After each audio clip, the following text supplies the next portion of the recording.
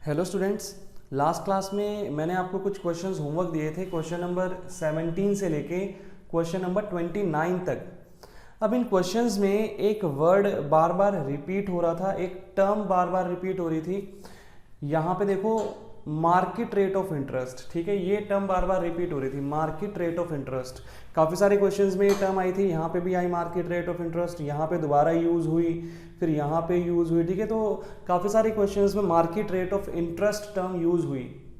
यहाँ पे इंटरेस्ट का मतलब रिटर्न है। क्या है इंटरेस्ट का मतलब? रिटर्न, ठीक है, वापसी में जो मिलता है रिटर्न, ठीक है। तो यहाँ पे इंटरेस्ट का मीनिंग है रिटर्न, ठीक है। तो मार्केट रेट ऑफ इंटरेस्ट को हम कैसे पढ़ेंगे? मार्केट रेट ऑफ रिटर्न, ठीक है, market rate of return. Rate of return का मतलब नॉर्मल रेट ऑफ रिटर्न, ठीक है। तो वो अलग अलग तरीके से आपको normal rate of return NRR जो है वो अलग अलग तरीके से आपको बताता है क्वेश्चन में। कभी कभी वो आपको बोलता है सिमिलर बिजनेस जो है वो इतना रेट ऑफ रिटर्न अर्न कर रहा है, ठीक है, इस टाइप से बोल देगा। कभी कभी बोलेगा मार्केट रेट ऑफ इंटरेस्ट इतना चल रहा है, ठीक है। कभी कभी सीधा सीधा ही बोल देगा NRR इतना है, ठीक है, नॉर्मल रेट ऑफ रिटर्न नाम से ही आपको दे देगा। तो इस तरीके से वो क्वेश्चन में आपको इन पॉसिबल वेज में आपको NRR दे सकता है। इसके अलावा कोई अल्टरनेटिव नेम यहाँ पे यूज़ नहीं होगा। जो नेम बुक में हमने जो नाम पढ़ लिए हैं, इससे ज़्यादा और कोई नए नाम हमारे सामने नहीं आने वाले हैं, ठीक है जी। तो ये एक डाउट था, ये क्लियर हो चुका होगा आपका। तो चलिए जी आगे बढ़ते हैं। आज हम पढ़ेंगे कैपिटलाइजेशन मेथड, ठीक है जी, कैपिटलाइजेशन मेथड। अब कैपिटलाइजेशन मेथड जो है ये भी दो मेथड्स में डिवाइडेड है, ठीक है, ये भी फर्दर दो मेथड्स में डिवाइडेड है। जैसे कि हमने देखा था एवरेज प्रॉफिट मेथड जो था वो भी दो पार्ट्स में डिवाइडेड था, दो मेथड्स में डिवाइडेड था, ठीक है। सिंपल एवरेज प्रॉफिट मेथड और वेटेड एवरेज प्रॉफिट मेथड हमने वहां पे पढ़ा था। इसी प्रकार से कैपिटलाइजेशन मेथड भी टू मेथड्स में फर्दर डिवाइडेड है। सबसे पहले हमारे पास यहाँ पे आता है कैपिटलाइजेशन ऑफ एवरेज प्रॉफिट, और फिर सेकंड नंबर पे आता है कैपिटलाइजेशन ऑफ सुपर प्रॉफिट, ठीक है। तो देखो यहाँ पे लिखा हुआ है under capitalization method goodwill can be valued using two methods, ठीक है। कैपिटलाइजेशन मेथड में गुडविल निकालने के दो तरीके हैं। पहला है कैपिटलाइजेशन ऑफ एवरेज प्रॉफिट और दूसरा है कैपिटलाइजेशन ऑफ सुपर प्रॉफिट। अब मैंने यहाँ पे आपको स्टेप्स बता रखे हैं। Capitalization of average profit method में क्या क्या स्टेप्स इन्वॉल्व्ड हैं और capitalization of super profit method में क्या क्या स्टेप्स इन्वॉल्व्ड रहेंगे, ठीक है। तो देख लेते हैं एक बार। सबसे पहले कैपिटलाइजेशन ऑफ एवरेज प्रॉफिट पे आते हैं। कैपिटलाइजेशन ऑफ एवरेज प्रॉफिट में स्टेप 1 क्या है? स्टेप 1 है calculate actual average normal profit. तो भाई दोबारा से वही आ गया, एक्चुअल एवरेज नॉर्मल प्रॉफिट। ये जो एक्चुअल एवरेज नॉर्मल प्रॉफिट है ये वो सेम एवरेज प्रॉफिट है जो कि हमने सिंपल एवरेज प्रॉफिट मेथड में निकाला था, ठीक है। सबसे पहले हम नॉर्मल प्रॉफिट निकालते थे स्टेप 1 में और फिर उसका एवरेज कर देते थे स्टेप 2 में। तो उन दो स्टेप्स को मिला के यहाँ पे ये बन गया हमारा calculate actual average normal profit. ये सेम जो हमारा स्टेप था ये हमने सुपर प्रॉफिट मेथड में भी फॉलो किया था बीच में। तो मतलब वहां पे भी हमने एक्चुअल एवरेज नॉर्मल प्रॉफिट निकाला था जैसे कि हम सिंपल एवरेज प्रॉफिट मेथड में निकाला करते थे, सेम उसी तरीके से। तो ये तो आपका सेम रहेगा, इसमें कोई न्यू कैलकुलेशन इन्वॉल्व नहीं है। आपको जो प्रॉफिट्स गिवन होंगे आपको सबसे पहले उनको नॉर्मल प्रॉफिट्स में कन्वर्ट करना है एंड देन आपको उसका एवरेज निकाल लेना है। सारे प्रॉफिट्स को ऐड करके नंबर ऑफ ईयर से डिवाइड कर देना है, ठीक है, नॉर्मल एवरेज आपको निकालना है। तो ये स्टेप 1 हो गया आपका कि आपको नॉर्मल एवरेज प्रॉफिट्स निकालने पड़ेंगे। स्टेप 2 देखते हैं भाई साहब क्या है। स्टेप 2, स्टेप 2 में हमें क्या करना है? Calculate capitalised value of firm. हमें कैपिटलाइज्ड वैल्यू ऑफ फर्म या फिर कैपिटलाइज्ड वैल्यू ऑफ बिजनेस भी कहा जाता है, ये कैलकुलेट करनी पड़ेगी। अब भाई capitalised value of business calculate करने के लिए या फिर capitalised value of firm calculate करने के लिए ये फॉर्मूला होता है, ठीक है। यहाँ पे देखो मैंने फॉर्मूला लिखा हुआ है capitalized value of business equals to average profit into 100 upon NRR। ये एवरेज प्रॉफिट स्टेप 1 वाला जो एवरेज प्रॉफिट निकला था वो वाला है, ठीक है। स्टेप 1 में हमने एवरेज प्रॉफिट निकाला और उसी एवरेज प्रॉफिट को हमने यहाँ पे यूज किया, average profit into 100 upon NRR माने नॉर्मल रेट ऑफ रिटर्न। ये आपको क्वेश्चन में गिवन होता है।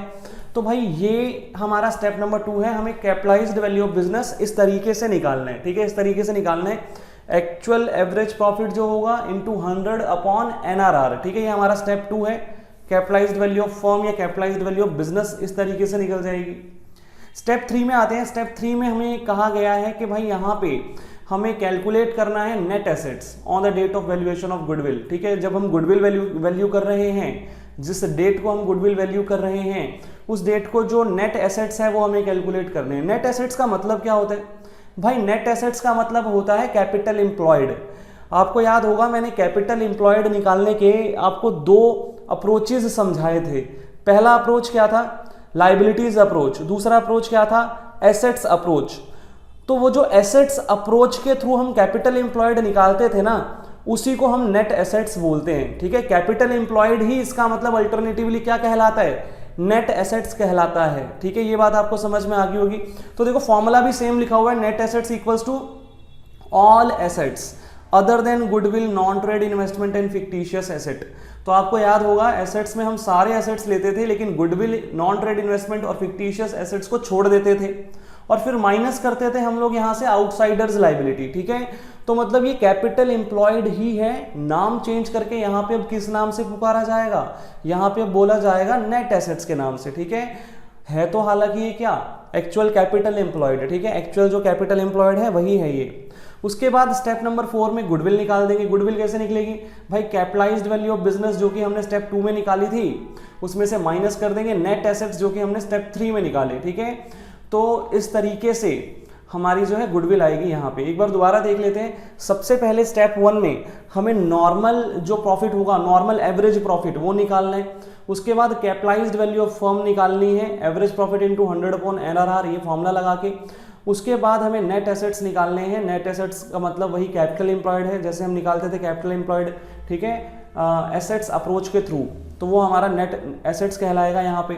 उसके बाद गुडविल का फॉर्मूला लग जाएगा capitalised value of business minus net assets. ठीक है, तो सिंपल है एकदम। तो ये था हमारा कैपिटलाइजेशन ऑफ एवरेज प्रॉफिट। अब इस पे बेस्ड हम पहले कुछ क्वेश्चंस करेंगे और उसके बाद हम बढ़ेंगे आगे कैपिटलाइजेशन ऑफ सुपर प्रॉफिट की तरफ। इससे पहले हम एक बार ये नोट पढ़ लेते हैं जो लास्ट में हमने नोट लिखा है। नोट में क्या लिखा है मैंने? If not mentioned investment are assumed to be non trade investment. ये बात हमने पहले भी पढ़ी थी सुपर प्रॉफिट मेथड में भी, कि भाई अगर क्वेश्चन में कुछ भी नहीं बोला तो जो इन्वेस्टमेंट है उसको हम क्या मानते थे? नॉन ट्रेड इन्वेस्टमेंट एज्यूम करके चलते थे। ठीक है, ये बात आपको पता है, नॉन ट्रेड इन्वेस्टमेंट हम लोग उसको एज्यूम करके चलते थे। ठीक है, तो इस बात को माइंड में रखना, चाहे कोई भी मेथड हो, अगर इन्वेस्टमेंट के बारे में कुछ मेंशन नहीं है तो नॉन ट्रेड इन्वेस्टमेंट हम उसको मान के चलेंगे हमेशा, और उसको हम जो है एसेट्स में से माइनस कर देंगे। ठीक है, टोटल एसेट्स में हमें नॉन ट्रेड इन्वेस्टमेंट ऐड नहीं करना होता नेट एसेट्स या फिर कैपिटल एम्प्लॉयड निकालते समय। ठीक है जी, तो ये हमारा डिस्कशन हो गया। अब हम इसके इलिस्ट्रेशंस स्टार्ट करते हैं। तो आइए जी स्टार्ट करते हैं इलिस्ट्रेशन नंबर 18 से। ठीक है, इलिस्ट्रेशन नंबर 17 तक हमारे सुपर प्रॉफिट मेथड में कवर हो गए थे। तो इलिस्ट्रेशन नंबर 18 से हम लोग स्टार्टिंग करेंगे। तो सबसे पहले क्वेश्चन पढ़ते हैं एक बार, क्या क्वेश्चन में लिखा गया है। तो यहाँ पे हमें बताया गया है कि a firm earned 60,000 rupees as profit, the normal rate of return being 10%। भाई एक फर्म है जिसका जो प्रॉफिट है वो कितना है भाई? 60,000 का प्रॉफिट है। ठीक है, इस फर्म ने 60,000 का प्रॉफिट अर्न किया, कमाया, और इसका NRR का रेट हमें 10% गिवन है। आगे हमें बताया गया कि भाई assets of the firm are 7,20,000 excluding goodwill. तो भाई जो फर्म के एसेट्स हैं वो कितने हैं? 7,20,000 के हैं। इसमें गुडविल इंक्लूडेड नहीं है, गुडविल इंक्लूडेड नहीं है, एक्सक्लूडिंग गुडविल, मतलब गुडविल ऑलरेडी माइनस की हुई है हमने। आगे हमें बोला गया कि भाई लाइबिलिटीज 2,40,000 की हैं। Find the value of goodwill by capitalization of average profit method. ठीक है, तो हमें क्या बोला गया कि आप गुडविल की वैल्यू निकालो capitalization of average profit method से। ठीक है, तो बहुत छोटा सा क्वेश्चन है, एक बार मैं इसको जो है थोड़ा सा आपको सिंपल वे में समराइज करके लिख के दिखाता हूँ। ठीक है, क्या क्या चीजें हमें यहाँ पे दी गई हैं। तो देखो जी, सबसे पहले हमें यहाँ पे बताया गया कि फर्म ने प्रॉफिट कितना अर्न किया। हमें फर्म का प्रॉफिट बताया गया 60,000 रुपीज। ठीक है, प्रॉफिट बताया गया 60,000 रुपये। उसके बाद हमें यहाँ पे NRR का रेट दिया गया 10%। ठीक है, NRR का रेट भी हमें यहाँ पे बताया गया। फिर हमें बताया गया कि भाई फर्म के पास एसेट्स कितने के हैं, तो 7,20,000 रुपीज के यहाँ पे फर्म के पास एसेट्स थे, जिसमें कि उसने कहा कि एक्सक्लूडिंग गुडविल, गुडविल यहाँ पे इसमें इंक्लूड नहीं की गई है, तो अच्छी बात है। आगे बताया गया कि लाइबिलिटीज भी यहाँ पे दी गई है। लाइबिलिटीज जो है वो 40,000 हमें यहाँ पे दी गई है। और फिर हमें कहा गया कि गुडविल निकाल के बताओ, और मेथड कौन सा लगाना गुडविल फाइंड आउट करने के लिए, capitalization of average profit method, capitalization of average profit method. तो ये हमारा कंप्लीट क्वेश्चन था, छोटा सा क्वेश्चन, ठीक है। फटाफट से इसका आंसर हम लोग स्टार्ट करेंगे। तो देखिए जी, सबसे पहले इलिस्ट्रेशन नंबर हमारा कौन सा है, इलिस्ट्रेशन नंबर है 18th। सबसे पहले हमें यहाँ पे क्या करना होता था, स्टेप नंबर 1 क्या होता था हमारा भाई, स्टेप नंबर 1 हमारा होता था हमें नॉर्मल एवरेज प्रॉफिट निकालना होता था, ठीक है। एवरेज नॉर्मल प्रॉफिट, जो एक्चुअल एवरेज नॉर्मल प्रॉफिट होता था, एवरेज नॉर्मल प्रॉफिट। अब इस क्वेश्चन में हमें प्रॉफिट तो गिवन था 60,000, और यहाँ पे कोई एडजस्टमेंट्स ही नहीं थी, कुछ एडजस्टमेंट्स थी ही नहीं प्रॉफिट के रिगार्डिंग। तो इसका मतलब ये जो प्रॉफिट था ये नॉर्मल ही होगा, और हमें एक single amount of profit given है, एक सिंगल अमाउंट ऑफ प्रॉफिट, हमें अलग अलग सालों के लिए प्रॉफिट गिवन नहीं है यहाँ पे। तो इट मीन्स कि ये एवरेज प्रॉफिट ही होगा, ठीक है। तो ऐसी यहाँ पे अजम्पशन है कि single amount of profit given है, तो ये हमारा एवरेज प्रॉफिट ही होगा, और कोई एडजस्टमेंट्स यहाँ पे नहीं दी गई, तो ये नॉर्मल प्रॉफिट ही होगा। तो स्टेप 1 का जो हमारा अमाउंट था वो ऑलरेडी हमें क्वेश्चन में गिवन था, यहाँ पे हमें कुछ ज़्यादा एफर्ट्स करने की ज़रूरत नहीं पड़ी। स्टेप 2 पे आते हैं। स्टेप 2 में हम क्या करते थे, कैपिटलाइज्ड वैल्यू ऑफ बिजनेस निकालते थे, कैपिटलाइज्ड वैल्यू ऑफ बिजनेस। तो आइए निकालते हैं कैपिटलाइज्ड वैल्यू ऑफ बिजनेस। अब यहाँ पे हम लोग क्या करते थे, फॉर्मूला अप्लाई करते थे, एवरेज प्रॉफिट इनटू 100 और डिवाइडेड बाय NRR, ठीक है। ये फॉर्मूला हम लोग अप्लाई करते थे। तो देखो भाई, यहाँ पे वैल्यूज सब्स्टिट्यूट करते हैं। सबसे पहले एवरेज प्रॉफिट यहाँ पे 60,000 स्टेप 1 से आ गया, इनटू 100 वैसे क्या वैसे, और अपॉन NRR का रेट यहाँ पे 10% था, ठीक है। तो अगर मैं कैलकुलेशन करूंगा तो 0 से 0 कैंसिल हुआ, और यहाँ पे हमारे पास कितना आ गया, 6 लाख रुपीज आ गया, ठीक है, 6 लाख रुपए आ गया। नेक्स्ट स्टेप हमारा, स्टेप नंबर 3 क्या था, स्टेप नंबर 3 में हम लोग नेट एसेट्स निकालते थे। नेट एसेट्स कैसे निकलेगा भाई, उसके लिए हमें टोटल एसेट्स चाहिए थे। टोटल एसेट्स जो चाहिए थे, इसमें कुछ चीज़ें हम एक्सक्लूड करते थे। क्या क्या एक्सक्लूड करते थे हम लोग, तो एक्सक्लूडिंग यहाँ पे हमारे पास गुडविल था, नॉन ट्रेड इन्वेस्टमेंट भी हम यहाँ पे एक्सक्लूड करते थे, नॉन ट्रेड इन्वेस्टमेंट, और फिक्टिशियस एसेट्स भी हम यहाँ पे जो है एक्सक्लूड करते थे। और फिर माइनस करते थे आउटसाइडर्स लाइबिलिटी में current liabilities plus non current liabilities आती थी। मैंने आपको बताया था, अगर हम बैलेंस शीट ड्रॉ करें तो यहाँ पे हमारे पास कैपिटल होती थी, उसके अलावा रिजर्व्स होते थे, उसके अलावा नॉन करंट लाइबिलिटीज होती हैं और करंट लाइबिलिटीज होती है। तो नॉन करंट लाइबिलिटीज और करंट लाइबिलिटीज के टोटल को हम क्या बोलते हैं, आउटसाइडर्स लाइबिलिटी, ठीक है, आउटसाइडर्स लाइबिलिटी, ठीक है। तो ये बात आपको ध्यान में रखनी है। अब देखो भाई, क्वेश्चन में हमें टोटल एसेट्स तो गिवन थे 7,20,000 के, तो यहाँ टोटल एसेट 7,20,000 आ गया। उसने लिखा है एक्सक्लूडिंग गुडविल, और नॉन ट्रेड इन्वेस्टमेंट या फिक्टिशियस एसेट्स की कोई बात क्वेश्चन में थी ही नहीं, तो ऐसा एज्यूम करेंगे कि ये excluding goodwill, non trade investment and fictitious asset ही होगा, मतलब कोई यहाँ पे दिक्कत वाली बात नहीं है। और माइनस करना है आउटसाइडर्स लाइबिलिटीज। अब क्वेश्चन में लाइबिलिटीज दी हुई है 2,40,000, सिर्फ लाइबिलिटीज शब्द यहाँ पे लिखा है, ध्यान देना, सिर्फ लाइबिलिटीज शब्द, ठीक है, सिर्फ लाइबिलिटीज शब्द, और अमाउंट है 2,40,000। तो भाई इस केस में क्या होगा, अगर आपको सिर्फ लाइबिलिटीज नाम से आइटम गिवन है तो वो आउटसाइडर्स लाइबिलिटीज ही एज्यूम किया जाता है। इस बात को नोट भी कर लेना, अगर आपको सिर्फ और सिर्फ लाइबिलिटीज नाम से आइटम गिवन है तो उसको जो है क्या कंसीडर किया जाएगा, आउटसाइडर लाइबिलिटीज एज्यूम कर लिया जाएगा यहाँ पे।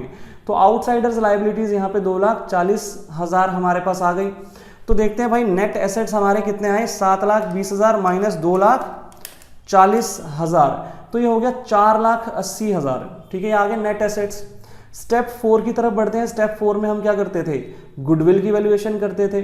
तो गुडविल कैसे निकालते थे, गुडविल निकालने के लिए हम क्या करते थे, कैपिटलाइज्ड वैल्यू ऑफ बिजनेस जो थी हमारी, जो हमने स्टेप 2 में निकाली थी, उसमें से माइनस करेंगे नेट एसेट्स को, ठीक है, ये हमारा फॉर्मूला था। तो देखो भाई, कैपिटलाइज्ड वैल्यू ऑफ बिजनेस कितनी है 6 लाख, और माइनस कर देंगे उसमें से नेट एसेट्स 4,80,000 के, तो गुडविल आ गई 1,20,000, ठीक है 1,20,000, ठीक है ये हमारी गुडविल आ गई। तो इस तरीके से यहाँ पे गुडविल निकलेगी। ये था हमारा इलिस्ट्रेशन नंबर 18। चलिए जी आगे बढ़ते हैं इलिस्ट्रेशन नंबर 19 की तरफ। एक बार रीड आउट करते हैं क्वेश्चन क्या कहता है। तो यहाँ पे लिखा गया है कि Puneet and Tarun are in restaurant business having credit balances in their fixed capital accounts as 2,50,000 each। Puneet और तरुण रेस्टोरेंट बिजनेस चला रहे हैं और उनके फिक्स्ड कैपिटल अकाउंट के बैलेंसेस हमें गिवन है 2,50,000 ईच। इसका मतलब पुनीत का बैलेंस भी 2,50,000 है कैपिटल अकाउंट का, और तरुण का कैपिटल अकाउंट का बैलेंस भी 2,50,000 ही है। आगे देखते हैं भाई, they have credit balances in their current accounts of 30,000 and 20,000 respectively. भाई उनके करंट अकाउंट के भी हमें जो है क्रेडिट बैलेंसेस गिवन है यहाँ पे 30,000 and 20,000 respectively. The firm does not have any liability, फर्म के पास कोई भी लाइबिलिटीज नहीं है। They are regularly earning profits and their average profit of last 5 year is 1 lakh. फर्म जो है वो रेगुलरली प्रॉफिट अर्न कर रही है और पिछले 5 साल के प्रॉफिट का एवरेज जो है वो कितना है 1 लाख है। If the normal rate of return is 10%, find the value of goodwill by capitalization of average profit method. तो भाई यहाँ पे एनआरआर का रेट 10% गिवन है और हमें कहा गया गुडविल निकाल के बताओ capitalisation of average profit method के अनुसार। तो चलिए आइए सबसे पहले इस क्वेश्चन की एक बार हम शॉर्ट समरी बना लेते हैं। भाई क्वेश्चन में क्या क्या चीजें कही गई हैं। तो हमें बताया गया कि पुनीत और तरुण दो पार्टनर्स हैं, पुनीत और तरुण दो पार्टनर्स हैं और इनके फिक्स्ड कैपिटल के बैलेंसेस हमें दिए गए। फिक्स्ड कैपिटल के बैलेंसेस जो कि थे 2,50,000 ईच, 2,50,000 ईच। उसके बाद हमें इनके करंट कैपिटल के बैलेंसेस भी गिवन थे क्वेश्चन में। करंट कैपिटल के बैलेंसेस कितने थे 30,000 एंड 20,000 दिए गए थे। फिर हमें बताया गया कि firm does not have any liability, firm does not have any liability, ठीक है ऐसी बात लिखी गई है, फर्म के पास और कोई लाइबिलिटीज नहीं है। उसके बाद हमें बताया गया कि फर्म को रेगुलरली प्रॉफिट हो रहे थे, तो एवरेज प्रॉफिट पिछले 5 साल का कितना था, एवरेज प्रॉफिट भी हमें दिया गया जो कि था 1 लाख, 1 लाख रुपए का एवरेज प्रॉफिट था। उसके बाद एनआरआर का रेट दे दिया हमको 10% और फिर बोला गुडविल निकाल के बताओ capitalisation of average profit method का यूज करके, ठीक है जी। तो ये था हमारा क्वेश्चन। तो चलिए स्टार्ट करते हैं इलिस्ट्रेशन नंबर 19 का आंसर। तो भाई स्टेप नंबर 1 क्या था हमारा, स्टेप नंबर 1 में हम क्या करते थे भाई, स्टेप नंबर 1 में हम एवरेज नॉर्मल प्रॉफिट निकालते थे, एवरेज नॉर्मल प्रॉफिट। अब भाई इस क्वेश्चन में हमें एवरेज प्रॉफिट ऑलरेडी गिवन है और ये नॉर्मल भी होगा ऐसा मैं एज्यूम करूंगा क्योंकि कोई एडजस्टमेंट क्वेश्चन में मुझे गिवन नहीं है यहाँ पे। स्टेप नंबर 2 की तरफ आते हैं। स्टेप नंबर 2 में हम क्या करते थे भाई, स्टेप नंबर 2 में हम कैपिटलाइज्ड वैल्यू ऑफ बिजनेस निकालते थे, कैपिटलाइज्ड वैल्यू ऑफ बिजनेस हम लोग यहाँ पे निकालते थे। कैपिटलाइज्ड वैल्यू ऑफ बिजनेस निकालने के लिए फॉर्मूला क्या लगता था हमारा, average profit into 100 divided bye NRR, ठीक है जी। तो यहाँ पे वैल्यू सब्स्टिट्यूट करते हैं, 1 लाख रुपीज आ गया हमारे पास, एवरेज प्रॉफिट इनटू 100 वैसे का वैसे और डिवाइडेड बाय एनआरआर का रेट 10%, तो ये हो गया 10 लाख, ठीक है 10 लाख रुपीज आ गया। आगे स्टेप नंबर 3 था। स्टेप नंबर 3 में हम क्या करते थे, नेट एसेट्स निकालते थे। अब एक बात पे ध्यान देना, नेट एसेट्स निकालने का फॉर्मूला मैंने आपको क्या बताया था, मैंने बोला कि भाई total assets excluding goodwill, non trade investment, fictitious asset में से माइनस कर देना आउटसाइडर्स लायबिलिटी।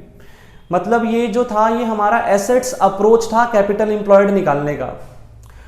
अब इसका मतलब नेट एसेट्स अल्टीमेटली होता तो कैपिटल एम्प्लॉयड ही है, नेट एसेट्स का मतलब कैपिटल एम्प्लॉयड ही तो होता है। अब मुझे क्वेश्चन में एसेट्स अप्रोच अप्लाई करने की इंफॉर्मेशन गिवन नहीं है, मुझे जो इंफॉर्मेशन गिवन है उससे मैं लायबिलिटीज अप्रोच अप्लाई कर सकता हूं। मुझे पार्टनर की कैपिटल और करंट अकाउंट के बैलेंसेस दे रखे हैं, ठीक है, फिक्स्ड कैपिटल और करंट कैपिटल्स मुझे दे रखी है यहाँ पे। ठीक है जी। तो अब क्या करें, तो भाई अब हम क्या करेंगे, अब हम लाइबिलिटीज अप्रोच के थ्रू नेट एसेट्स निकालेंगे। तो यहां पे हम क्या करते थे, कैपिटल्स को ऐड करते थे, रिजर्व्स को ऐड करते थे, कैपिटल्स और रिजर्व्स को ऐड करके उसमें से नॉन ट्रेड इन्वेस्टमेंट, गुडविल और फिक्टिशियस एसेट्स माइनस कर देते थे। यही करते थे ना, फॉर्मूला देख लेना एक बार, यही था फॉर्मूला। हम सारी कैपिटल्स को ऐड करते थे, रिजर्व्स को ऐड करते थे और गुडविल, नॉन ट्रेड इन्वेस्टमेंट और फिक्टिशियस एसेट्स को माइनस कर देते थे, तो नेट एसेट्स यानी कि कैपिटल एम्प्लॉयड आ जाता था। तो इसी अप्रोच को मैं यहां पे लगाऊंगा। अब यहां पे देखना, आपको सिर्फ फिक्स्ड कैपिटल और करंट कैपिटल गिवन है, ठीक है। तो आपको बस कैपिटल्स गिवन है, ना रिजर्व्स गिवन है और ना ही गुडविल, नॉन ट्रेड इन्वेस्टमेंट और फिक्टिशियस एसेट्स गिवन है। तो इट मींस कि यहां पे आपके पास सीधा सीधा नेट एसेट्स आ जाएंगे। आपको क्या करना है, बस कैपिटल्स को ऐड करना है। तो देखो, सबसे पहले फिक्स्ड कैपिटल दोनों पार्टनर की 2,50,000 थी, फिर करंट कैपिटल्स 30,000 एंड 20,000 थी, ठीक है। तो बस मैंने कैपिटल्स को ऐड किया और कुछ भी नहीं किया, और यहां पे हमारे पास कैपिटल एम्प्लॉयड यानी कि नेट एसेट्स आ गया, 5,50,000 ये आ गया हमारे पास, ठीक है। तो इस तरीके से करेंगे इस तरह के केस में।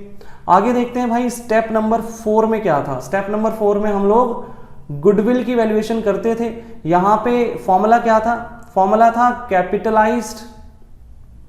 कैपिटलाइज्ड वैल्यू ऑफ बिजनेस, जो कि हमने स्टेप 2 में निकाला था, उसमें से माइनस करते थे नेट एसेट्स, जो कि हमने स्टेप 3 में निकाला।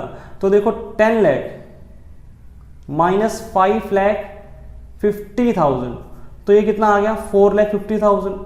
तो ये हमारे पास गुडविल आ गया, ठीक है। तो इस तरीके से गुडविल निकलेगा। ये था इलिस्ट्रेशन नंबर 19। चलिए जी आगे बढ़ते हैं इलिस्ट्रेशन नंबर 20 की तरफ। इलिस्ट्रेशन 20 में कहा गया है कि भाई Bharat and Bhushan are partners in a retail business. Bharat और भूषण रिटेल बिजनेस में पार्टनर्स हैं। Balances in their capital and current accounts as on 31 March 2020 were as under. तो भाई इस तरीके से उनके कैपिटल और करंट अकाउंट के बैलेंसेस दिए हुए हैं। सबसे पहले देखो, कैपिटल अकाउंट के बैलेंसेस में भारत का बैलेंस 2 लाख है, भूषण का बैलेंस 2,40,000 है। अब कैपिटल अकाउंट या करंट अकाउंट के बैलेंसेस अगर हमें गिवन है और हमें नहीं बता रखा कि ये क्रेडिट बैलेंसेस हैं या फिर ये डेबिट बैलेंसेस है, तो हम हमेशा जो है क्रेडिट बैलेंसेस एज्यूम करते हैं, प्लस वाला अमाउंट, इट मींस हम वहां पे एज्यूम करके चलते हैं। आगे देखते हैं भाई, करंट अकाउंट में देखो, भारत का बैलेंस 50,000 है, भूषण का बैलेंस 10,000 है डेबिट। तो भाई यहां पे स्पेसिफिकली डेबिट बोला है तो डेबिट मानेंगे, ठीक है। डेबिट का मतलब माइनस, इसका मतलब फर्म ने भूषण से 10,000 लेने हैं, ठीक है। फर्म ने भूषण से 10,000 लेने हैं, डेबिट बैलेंस का मतलब ये होता है। आगे देखो, आगे कहा गया कि भाई the firm earned average profit of 90,000 if the normal rate of return is 10%, find the value of goodwill, ठीक है।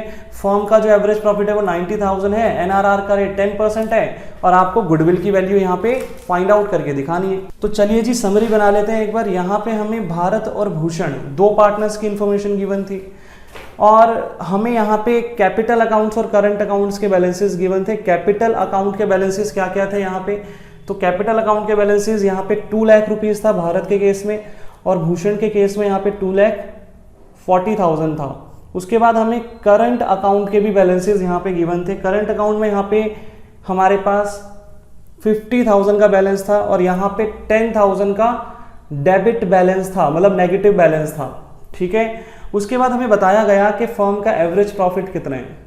एवरेज प्रॉफिट हमें बताया गया 90,000 और फिर हमें एनआरआर का रेट बताया गया 10%। बस इतनी सी इंफॉर्मेशन हमें क्वेश्चन में गिवन थी और कहा गया कि गुडविल निकाल के बताओ, ठीक है, गुडविल की वैल्यूएशन करके बताओ। तो चलिए स्टार्ट करते हैं। तो देखो भाई, इलिस्ट्रेशन नंबर 20, सबसे पहले स्टेप नंबर 1। स्टेप 1 में हम क्या करते थे, एवरेज नॉर्मल प्रॉफिट निकालते थे। एवरेज नॉर्मल प्रॉफिट, तो यहाँ पे तो हमें average normal profit already given है 90,000, कैलकुलेट करने की जरूरत नहीं है नॉर्मल प्रॉफिट। स्टेप 2 में क्या करते थे, कैपिटलाइज्ड वैल्यू ऑफ बिजनेस निकालते थे। कैपिटलाइज्ड वैल्यू ऑफ बिजनेस हम यहां पे निकालते थे। इसके लिए फॉर्मूला यूज होता था average profit into 100 divided bye NRR. Average profit 90,000 था, इनटू 100 और डिवाइडेड बाय एनआरआर का रेट 10%, तो ये कितना आ गया भाई साहब, 9 लाख रुपए आ गया ये। आगे बढ़ते हैं स्टेप नंबर 3 की तरफ। यहाँ पे हमें नेट एसेट्स की वैल्यू निकालनी होती थी। अब पिछले क्वेश्चन की तरह ही यहाँ पे भी हमें एसेट्स की इन्फॉर्मेशन गिवन नहीं है, तो हमें लाइबिलिटीज अप्रोच के थ्रू ये निकालना पड़ेगा। तो मैं दोनों पार्टनर्स की पहले कैपिटल्स अकाउंट के बैलेंसेस को ऐड करता हूँ।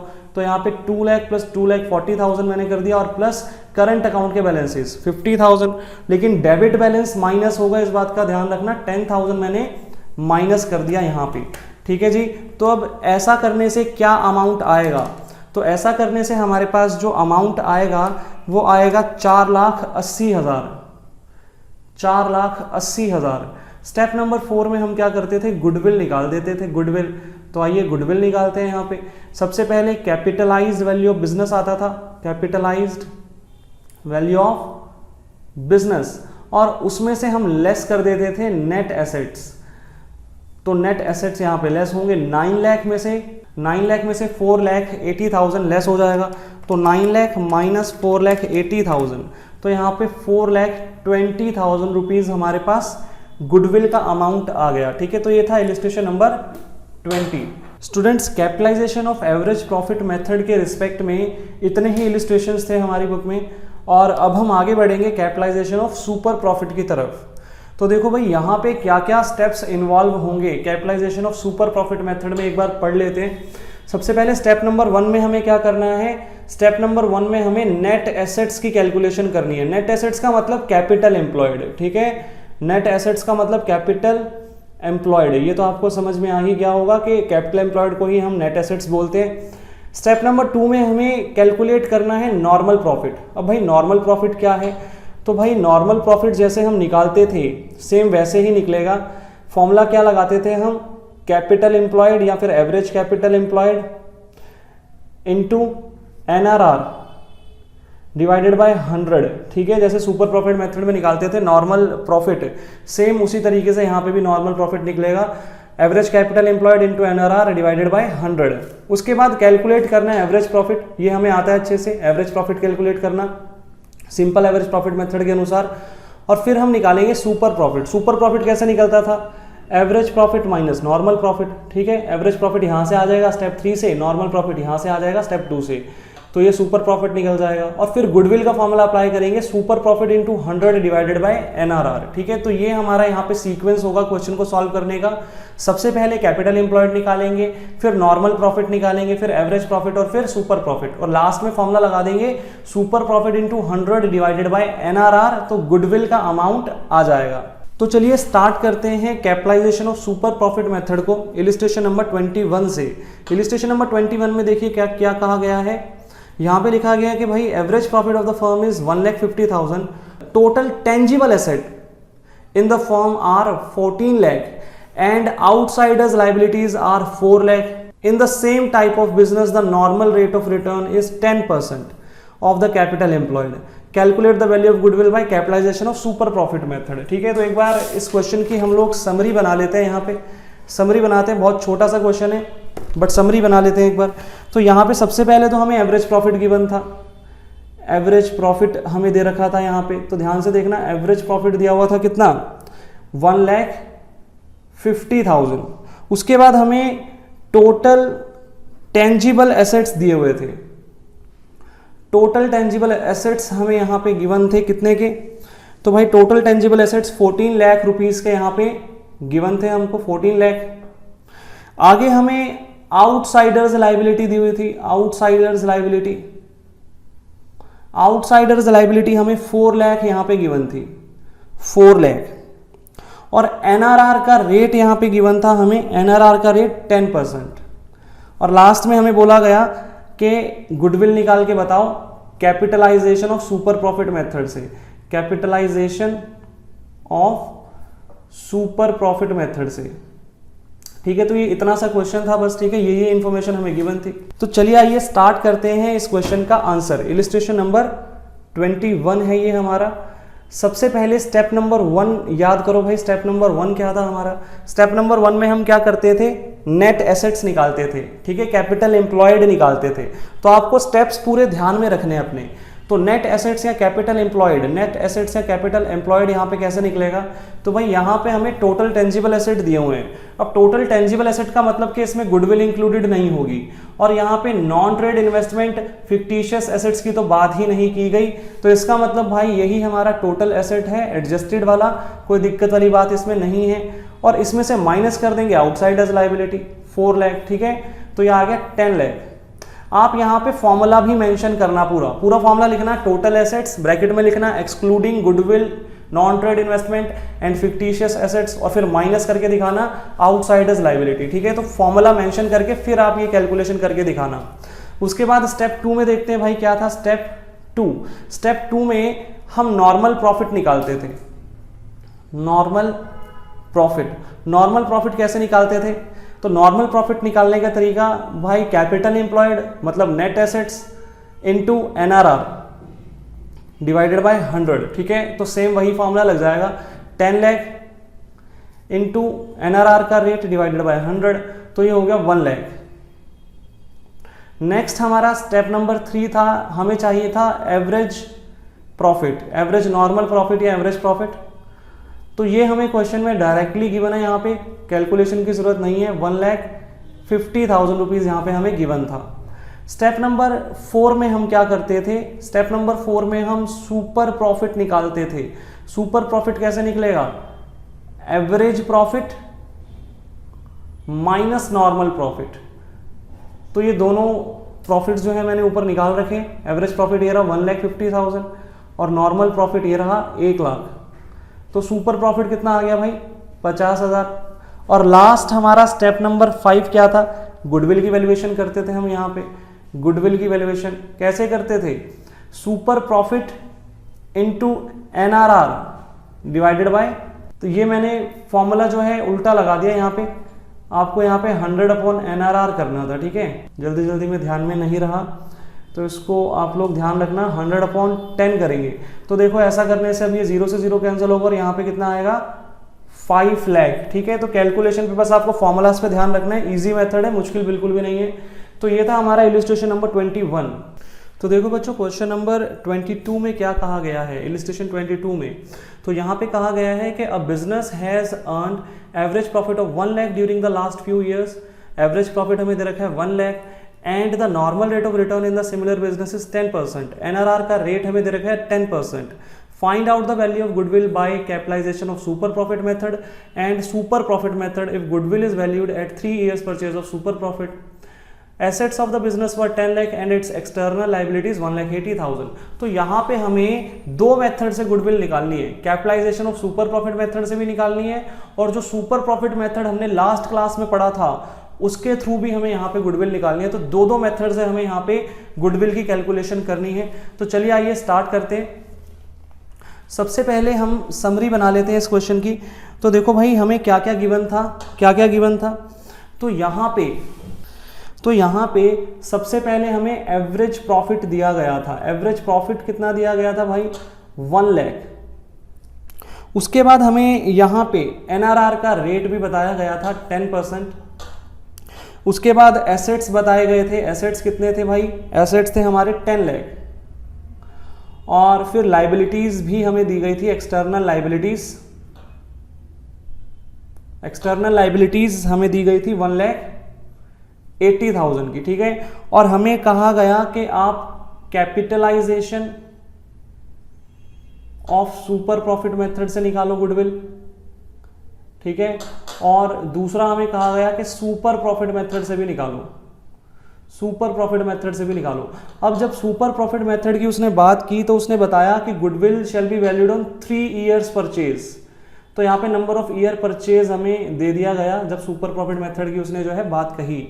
तो ये हमारा कंप्लीट क्वेश्चन था। तो चलिए आइए स्टार्ट करते हैं इसका आंसर। इलस्ट्रेशन नंबर हमारा था ये 22। और यहाँ पे सबसे पहले मैं capitalization of super profit method से सॉल्व करूंगा। तो स्टेप नंबर 1 हमारा क्या था? हमें नेट एसेट्स निकालना होता था, नेट एसेट्स। तो यहाँ पे हमें एसेट्स जो गिवन है वो 1 लाख के हैं total assets. Minus outsiders liability 1,80,000। अब एसेट्स यहाँ पे जो गिवन है, मुझे नहीं बताया गया कि गुडविल, नॉन ट्रेड इन्वेस्टमेंट या फिक्टिशियस एसेट्स इस क्वेश्चन में है या नहीं। तो कुछ इन्फॉर्मेशन गिवन नहीं है, तो ये जो एसेट्स हैं मैं एज्यूम करूंगा ये एडजस्टेड होंगे, मतलब इसमें से जो गुडविल, नॉन ट्रेड इन्वेस्टमेंट और फिक्टिशियस एसेट्स हैं वो ऑलरेडी एक्सक्लूडेड होंगे, ठीक है, एक्सक्लूडेड होंगे, ऐसा मैं यहाँ पे एज्यूम करूंगा। तो ये हमारे पास 8,20,000 आ गया।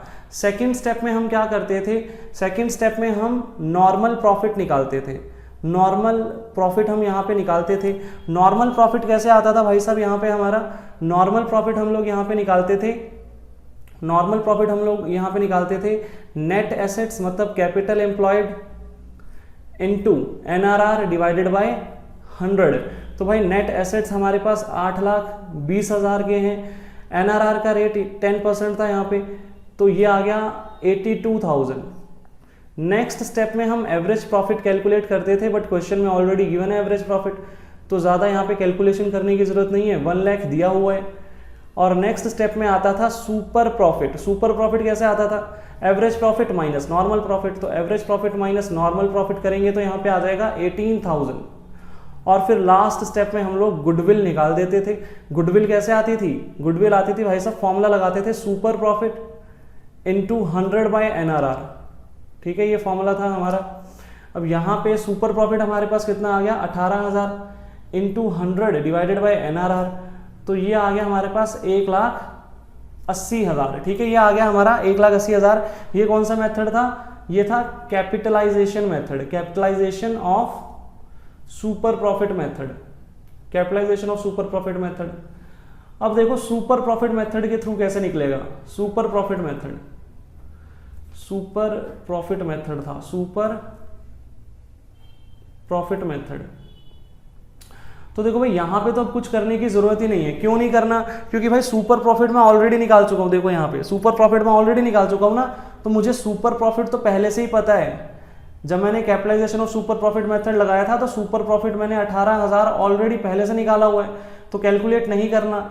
और फिर सीधा गुडविल का फॉर्मूला लगा देंगे। गुडविल कैसे आती थी, super profit into number of year purchase, जो कि क्वेश्चन में 3 ईयर्स गिवन था, ठीक है। तो 18,000 इंटू 3 करेंगे, गुडविल आ जाएगी 18,000 इंटू 3, यह आएगा 54,000, ठीक है, 54,000। तो ये हमारे पास गुडविल का अमाउंट आ गया यहाँ पे।